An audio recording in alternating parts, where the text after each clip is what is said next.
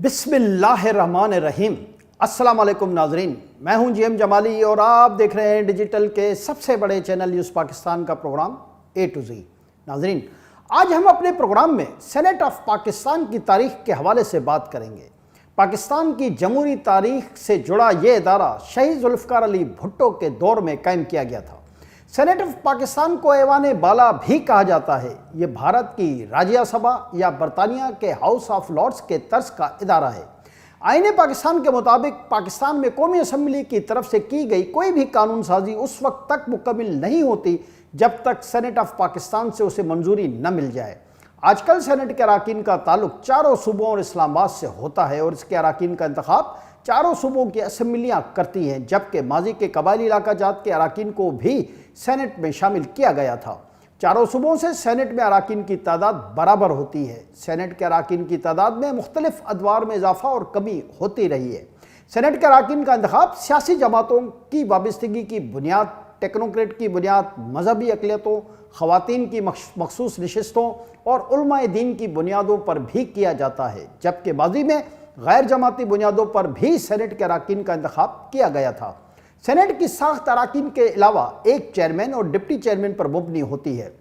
Saint کے اراکین کی مدت پہلے 4 سال تھی، لیکن اب 6 سال کر دی گئی ہے۔ اہم بات یہ ہے کہ اگر ملک میں کسی بھی وجہ سے قومی اسمبلی کا وجود نہ بھی ہو تو سینٹ آف پاکستان قائم رہتا ہے اور کام کرتا رہتا ہے، لیکن ماضی میں اس میں رکنے پڑتے رہے ہیں۔ آج کل ہر 3 سال بعد سینٹ کے آدھے اراکین ریٹائر ہو جاتے ہیں، جبکہ آدھے اپنی 3 سالہ مدت مکمل کر چکے ہوتے ہیں۔ اسی لیے ہر 3 سال بعد سینٹ کے آدھے اراکین کے لیے انتخابی عمل مکمل کیا جاتا ہے۔ تمام سیاسی جماعتیں اپنی صوبائی اسمبلی کی نشستوں کے تناسب سے سینٹ کی ممبرشپ حاصل کرتی ہیں، جبکہ آج کل کے منظرنامے میں سینٹ کے آزاد اراکین کا انتخاب اس وقت تک نہیں ہو پاتا جب تک انہیں سیاسی جماعتیں کسی بھی بنیاد پر سپورٹ نہ کریں۔ تاہم ماضی میں سینٹ کے اراکین کا انتخابی جماعتی اور غیر جماعتی بنیادوں پر ہوتا رہا ہے۔ ٹیکنوکریٹس کے علاوہ علماء، خواتین اور مذہبی اقلیتوں کے لیے بھی سینٹ کی نشستوں میں کوٹا رکھا گیا ہے۔ سینٹ کی کل نشستیں 104 تک پہنچ گئی تھیں، لیکن اب یہ نشستیں کم ہو کر 100 اور 2024 میں 96 تک آ جائیں گی۔ جی ناظرین، آئیے اب سینٹ آف پاکستان کی تاریخ اور ارتقاء پر ایک سرسری سی نظر ڈالتے ہیں۔ سینٹ آف پاکستان کا قیام 1973 کے آئین کے تحت عمل میں لایا گیا اور 6 اگست 1973 کو اسلام آباد میں اسٹیٹ بینک آف پاکستان کی عمارت میں سینٹ آف پاکستان نے اپنے کام کا آغاز کیا۔ ابتدا میں سینٹ کے اراکین کی تعداد 45 تھی۔ 45 رکنی سینٹ کا پہلا انتخاب وفاقی دارالحکومت، قبائلی علاقہ جات اور صوبائی اسمبلیوں نے سینیٹروں کے لیے سنگل ٹرانسفر بل ووٹ کے ذریعے کیا۔ اس نظام کو اپنانے کا مقصد یہ تھا کہ صوبے کی چھوٹی سے چھوٹی آواز کو بھی وفاق میں نمائندگی اور اہمیت ملے۔ اس وقت سینٹ کی مدت 4 سال تھی اور اسے ٹوٹتی بنتی اسمبلیوں کے دیش میں ایک مستقل ادارے کا آئینی تحفظ فراہم کیا گیا، لیکن دکھ کی بات یہ ہے کہ اس پر بھی مکمل طور پر عمل نہیں کیا گیا۔ آدھے سینیٹرز 1975 میں قرعہ اندازی کے ذریعے ریٹائرڈ ہو گئے اور نئے آنے والوں کے بعد توقع یہ تھی کہ ہر 2 سال بعد انتخاب کے ذریعے اس میں نئی نمائندگی لائی جائے گی۔ 1977 میں سینیٹرز کی تعداد میں اضافہ ہوا اور اس کے اراکین کی تعداد 63 کر دی گئی۔ ہر صوبے سے 14، قبائلی علاقوں سے 5 اور وفاقی حکومت سے 2 اراکین تھے۔ 1973 کے آئین کی تشکیل کے وقت سے ہی اس ادارے یعنی سینٹ آف پاکستان کو غیر معمولی اہمیت حاصل تھی۔ اہم بات یہ ہے کہ سینٹ کی تشکیل کے بعد اس وقت کے بلوچستان سے تعلق رکھنے والے نوجوان رکن اسمبلی ڈاکٹر ہائی بلوچ نے سینٹ کے لیے ہاؤس آف فیڈریشن کا نام تجویز کیا۔ یہ نام برسوں بعد تک سینٹ کے مونوگرام کا حصہ بنا رہا۔ حبیب اللہ خان سینٹ آف پاکستان کے پہلے چیئرمین تھے۔ اسلام آباد کی شارع دستور کا افتتاح بھی علامتی طور پر سینٹ آف پاکستان کے پہلے چیئرمین حبیب اللہ خان نے کیا کہ یہ ادارہ تسلسل کے ساتھ دستور اور وفاقی اکائیوں کے حقوق کا نگہبان ہوگا۔ ایسا اس لیے بھی ضروری تھا کہ ہم نے سرزمین بے آئین ہونے اور وفاقی اکائیوں کو حقوق نہ دینے کی بھاری قیمت چکائی تھی، لیکن یہ خواب 5 جولائی 1977 کو ٹوٹ گیا کہ جب جنرل ضیاء الحق نے ملک پر مارشل لا نافذ کر دیا۔ جی ناظرین، اس کے بعد جنرل ضیاء الحق کے دور ہی میں یعنی 1985 میں پہلی بار غیر جماعتی بنیادوں پر سینٹ آف پاکستان کو دوبارہ سے وجود عمل میں لایا گیا۔ اس مرحلے پر سینٹ کے اراکین کی مدت 6 برس کر دی گئی تھی اور سینٹ کے اراکین کی تعداد 45 سے بڑھا کر 87 کر دی گئی تھی، لیکن اس وقت ٹیکنوکریٹ اور علماء کے لیے ہر صوبے سے 5 نشستیں مختص کرنے سے اس کی اصل روح اور ساخت بگڑ گئی اور اس ادارے کو عدم توازن کا سامنا کرنا پڑا۔ اہم بات یہ ہے کہ 1988 کے بعد سینٹ کے 4 انتخابات جماعتی بنیادوں پر ہوئے۔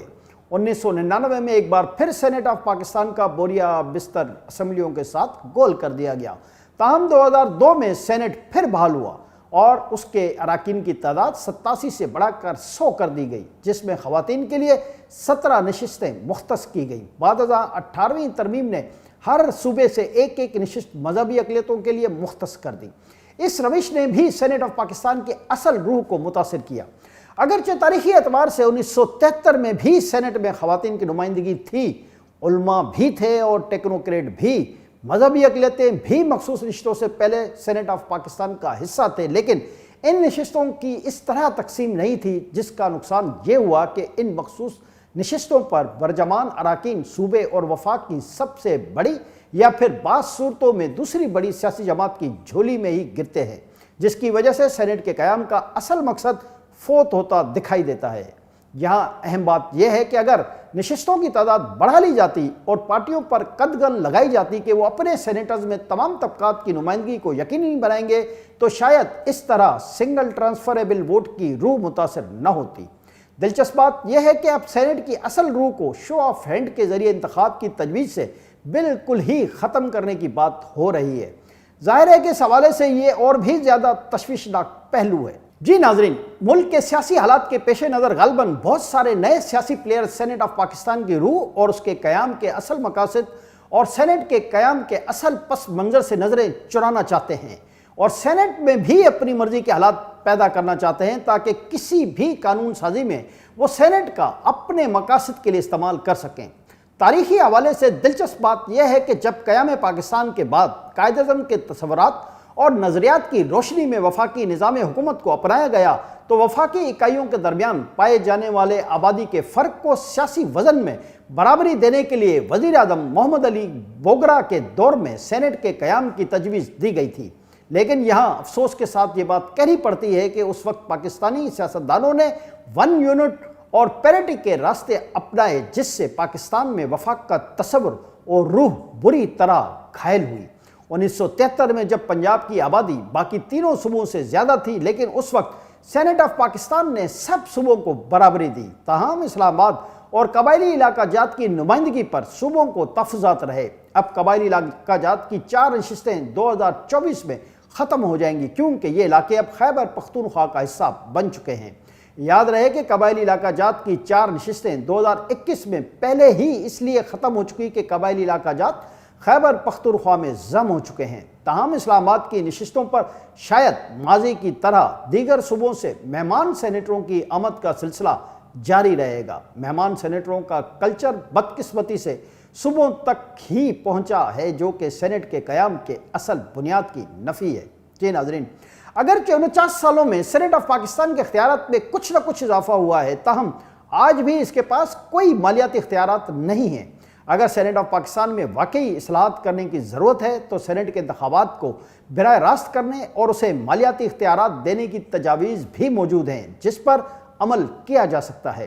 سینٹ میں اصلاحات کے حوالے سے یہ تجویز بھی پیش کی جاتی ہے کہ مخصوص نشستوں کے کلچر کے بجائے یہ یقینی بنایا جائے کہ پارٹیاں تمام طبقات کو حق کے نمائندگی دیں۔ براہ راست انتخاب سے یہ فائدہ بھی ہو سکتا ہے کہ صوبائی دارالحکومت سے باہر کے اضلاع سے بھی سینیٹرز منتخب ہو پائیں گے۔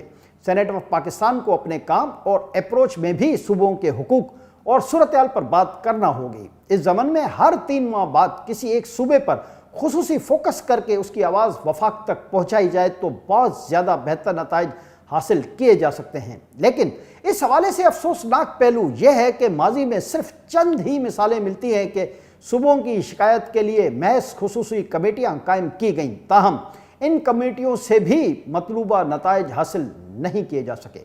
جی ناظرین، سینٹ آف پاکستان کے حوالے سے اصلاحات کہ کسی بھی ایجنڈے پر غور کرنے سے پہلے یہ بات بھی مد نظر رکھنا ہوگی کہ یہ برطانوی ہاؤس آف لارڈز یا پھر بھارتی راجیہ سبھا سے مختلف ادارہ بن سکے۔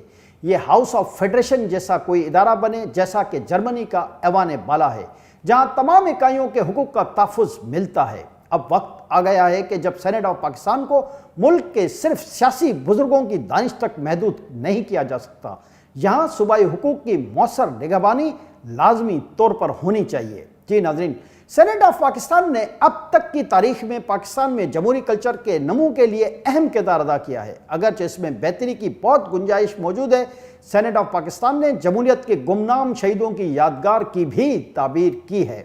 سینیٹ آف پاکستان نے دستور کی تاریخ کی گلی بھی بنائی، جبکہ سینیٹ میوزیم بھی موجود ہے۔ جی ناظرین، پاکستان کی تاریخ گواہ ہے کہ یہاں جمہوری ادارے ہر دور میں دباؤ میں رہے ہیں، لیکن اب وقت آ گیا ہے کہ پاکستان میں پارلیمانی اداروں کو دباؤ میں رکھنے کا کلچر ختم ہونا چاہیے۔ یہ درست ہے کہ پاکستان کے سیاسی اداروں میں بے شمار کمزوریاں اور خرابیاں موجود ہیں، لیکن ان کمزوریوں کے باوجود یہی ادارے قوم کی امیدوں کا مرکز ہیں۔ آج کے لیے اتنا ہی، اگلے پروگرام تک کے لیے اپنے میزبان جی ایم جمالی کو اجازت دیجیے۔ اللہ حافظ۔